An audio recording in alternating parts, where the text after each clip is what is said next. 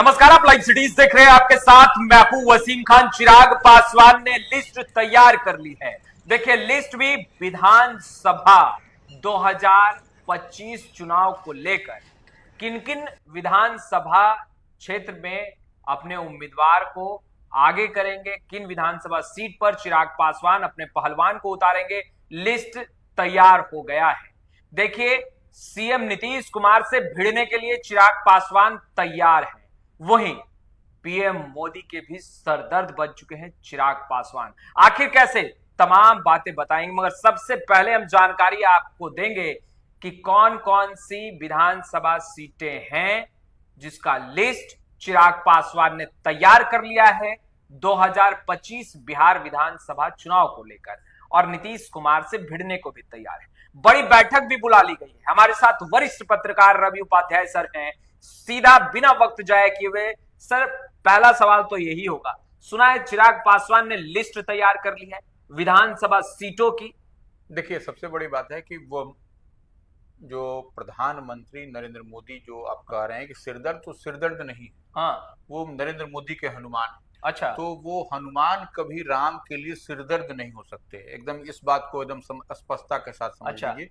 और सबसे रही बात कि अब चिराग पासवान की जो तैयारी है अंदर खाने में, वह कहीं ना कहीं नरेंद्र मोदी की मजबूती के लिए, एनडीए की मजबूती के लिए, भारतीय जनता पार्टी के की मजबूती के लिए, और 2025 में बिहार विधानसभा एनडीए के नेतृत्व में सरकार बने और नरेंद्र मोदी की जय जयकार हो, यही है। अच्छा, तो ये तैयारी कहीं ना कहीं चिराग पासवान ने भीतर खाने में कर ली है। और देखिए, हम इस 25 तारीख को झारखंड की राजधानी रांची में राष्ट्रीय कार्यकारिणी की बैठक होने जा रही है चिराग पासवान की। अच्छा, उससे पहले पूरी तरह से ब्लूप्रिंट तैयार कर लिया गया है, पूरा रोड मैप तैयार है। रोड मैप तैयार जो अंदर खाने में कई बार चिराग पासवान इन दिनों केंद्र की जिम्मेवारी मंत्रिमंडल में शामिल होने के बाद भी देखिए लगातार पटना आ रहे हैं और जा रहे हैं, लगातार बैठ के कर रहे हैं अपने तमाम प्रदेश अध्यक्ष राजू तिवारी और तमाम वो जो नेता हैं उनके अल्पसंख्यक प्रकोष्ठ इधर, तो तमाम तरह की वो कवायद में लगे हुए हैं। कितनी सीटों पर चुनाव लड़ेंगे, क्या तैयारी है? वही देखिए। अब देखिए, हम लोग थोड़ा सा पीछे चले।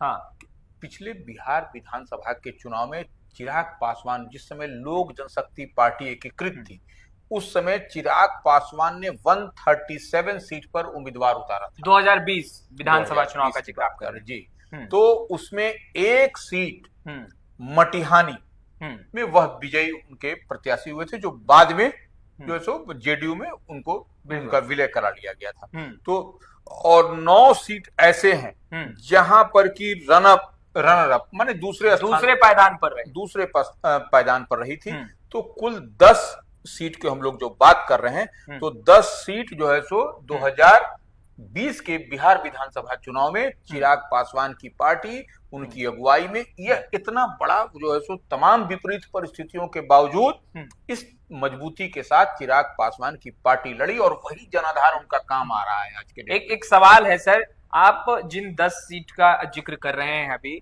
और आपने कहा एक में जीत हासिल हुई, बाद में जेडीयू में शामिल हो गए, मगर जो 9 सीटें शेष हैं, खैर आप उस पर विस्तार से बता पाएंगे, मगर सवाल यह है कि उन 9 सीटों पर जहां सेकेंड नंबर पर लोक जनशक्ति पार्टी रही थी, उसमें कई सीटों पर जेडीयू ने जीत दर्ज की है। ऐसे में क्या आपको लग रहा है कि कंप्रोमाइज नीतीश कुमार करेंगे?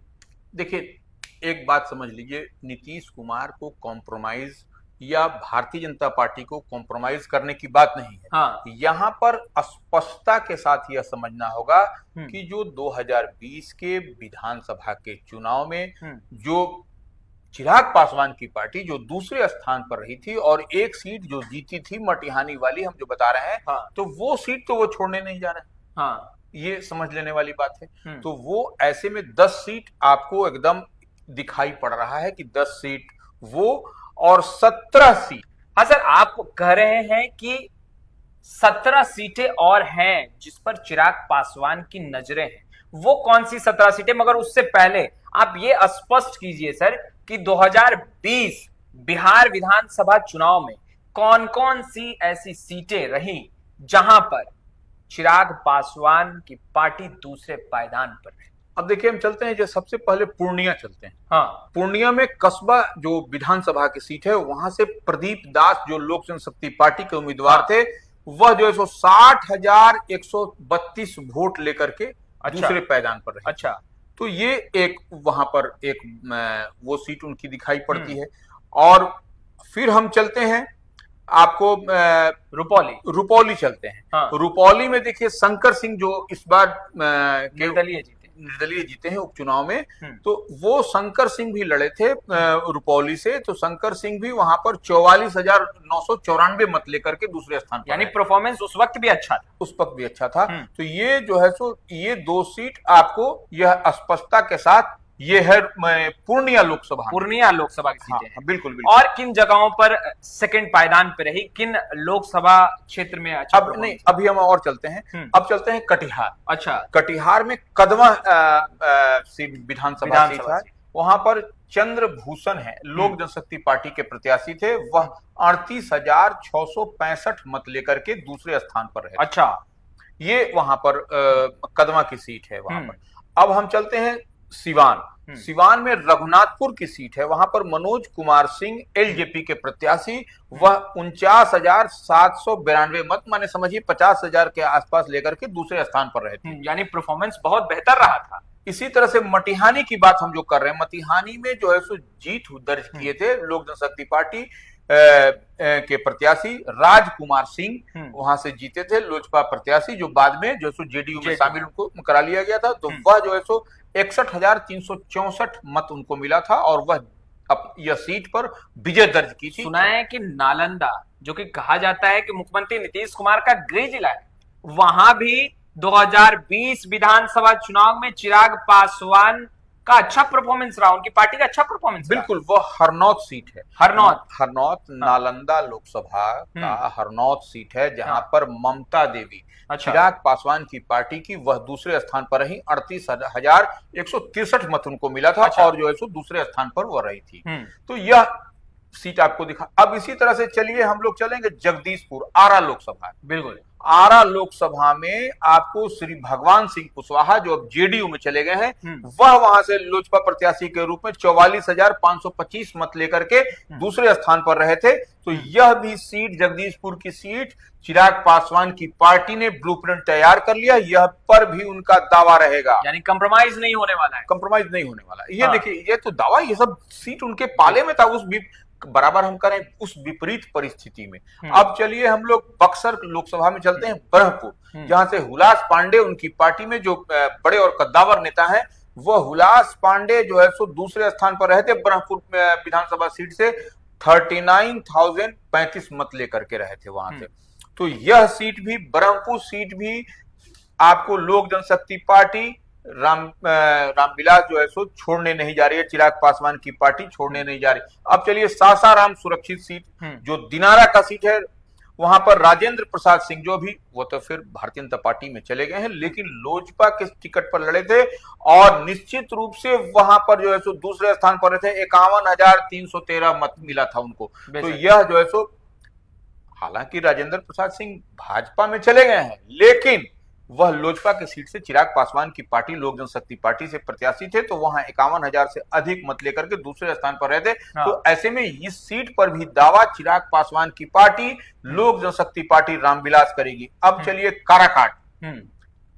काराकाट में ओबरा विधानसभा है। ओबरा विधानसभा में प्रकाश चंद्र जो है सो लोजपा के प्रत्याशी थे, 40,994 मत लेकर के दूसरे स्थान पर रहे थे। तो यहां पर भी आपको यह सीट भी चिराग पासवान की पार्टी आपको छोड़ने नहीं जा रही कुल है। 10 सीटें तो आपने स्पष्ट कर दी सर। बिल्कुल, मगर अभी आप बता रहे थे, जब आप इस डेटा को पढ़ रहे थे उससे पूर्व में, कि 10 सीटें तो ये स्पष्ट है, मगर 17 और है। बिल्कुल सर, 17 कौन कौन सी सीटें? अब देखिए, 17 सीट जो हम जो बात कर रहे हैं, यह 17 सीट, यह भी पुख्ता एकदम ठोस है और इसको समझ लेने की है। 17 सीट जो है तो इस बार के लोकसभा चुनाव में जो 100% चिराग पासवान की पार्टी का स्ट्राइक रेट रहा लोकसभा के चुनाव में, 5 की 5 सीट पर उन्होंने विजय दर्ज की। उसी में से वह जो सीट है जहां पर की भारतीय जनता पार्टी और जेडीयू के प्रत्याशी वहां से हैं, और वहां से उस सीट पर आप जैसे वो लोकसभा सीट इनके पाले में आई है, तो वो ऐसे में निश्चित रूप से उस लोकसभा सीट का जो आप विधानसभा है वह इनके पास रहेगा, इसमें कहीं कोई दो मत नहीं है। और इतना यही आपको हम बताने भी जा रहे सर, बिना वक्त जाया किए हुए क्या आप बता सकते हैं वो 17 सीटें कौन कौन सी है? बिल्कुल, देखिए अब हम आपको चलते हैं, जैसे हम शुरू से ही कर देते हैं। हाँ, अब जैसे जमुई चलते हैं। हाँ, जमुई सुरक्षित, जहां से अरुण भारती, चिराग पासवान की पहले जमुई सुरक्षित सीट हुआ करती थी, लेकिन हाँ। इस बार अरुण भारती वहां से प्रत्याशी बने और चिराग पासवान हाजीपुर सुरक्षित अपने बिल्कुल। पिता की परंपरागत सीट से इस बार चुनाव लड़े। तो हाजीपुर सुरक्षित सीट से आपको देखिए, आपको अब जैसे निर्दलीय प्रत्याशी है चकाई से आपको सुमित सिंह के लिए भी एक चुनौती रहेगी।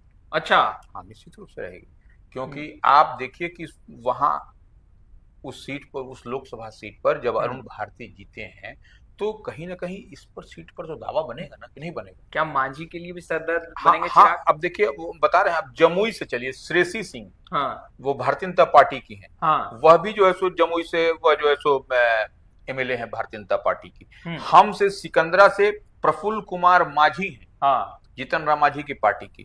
तारापुर से राजीव कुमार सिंह है जेडीयू प्रत्याशी। हाँ। इसी तरह से झाझा से दामोदर रावत है जेडीयू प्रत्याशी।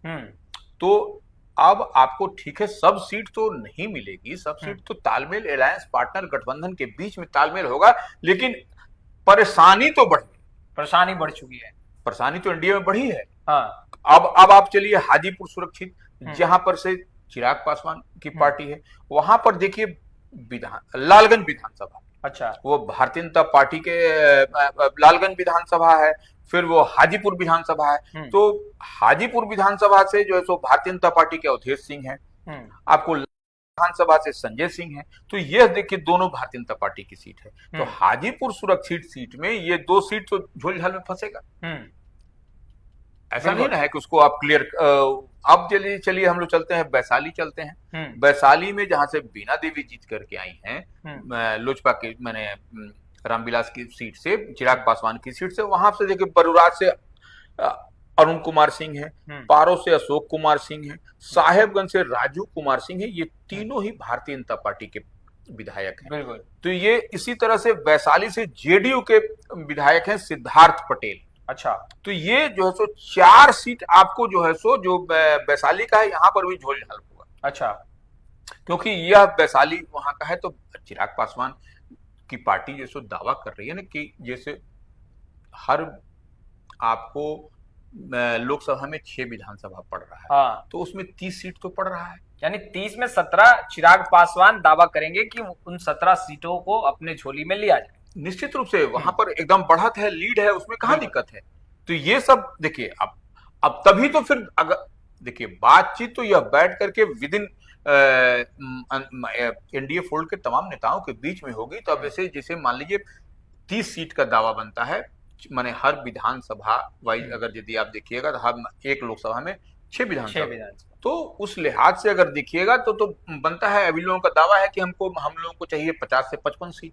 तो ठीक है, इधर से अगर यदि झोलझाल होगा तो इधर से उधर, फिर दूसरे तरफ बिल्कुल ये होगा। और लगभग 27 सीटें नहीं, अभी हम और चलते हैं समस्तीपुर, हायाघाट से रामचंद्र प्रसाद, आपको रोसड़ा से वीरेंद्र कुमार, तो वो कुशेश्वर स्थान से जो है सो अमन भूषण हजारी, आपको कल्याणपुर से महेश्वर हजारी।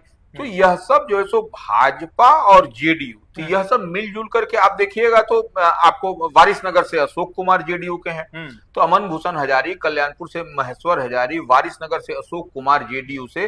तो उसी तरह से हायाघाट से रामचंद्र प्रसाद, रोसड़ा सुरक्षित से वीरेंद्र कुमार भारतीय जनता पार्टी के। तो यहाँ पर भी झोलझाल होगा इसको आप, क्योंकि यहाँ से संभवी का यह लोकसभा क्षेत्र है। बिल्कुल। तो यह चिराग पासवान की, खगड़िया में इसी तरह से आप देखिए राजेश वर्मा की है, तो वहां पर बेलदौर है पन्नालाल सिंह पटेल, परवत्ता से संजीत कुमार जो जेडीयू के हैं। तो आप देखिए एडजस्ट करने के, हम ये नहीं करें कि सब सीट ये लोग ले लेंगे, लेकिन यह जहां जैसे लीड लिए हैं, जहां से बढ़त बनाया है, तो वह कहीं ना कहीं आपको ये होगा। आप देखिए राघोपुर की बात हम करते हैं, राघोपुर में आप देखिए चिराग पासवान जो है सो वहां से उम्मीदवार नहीं देंगे, बिल्कुल नहीं देंगे, क्योंकि आप देख लीजिए वहां का डेटा क्या कह रहा है।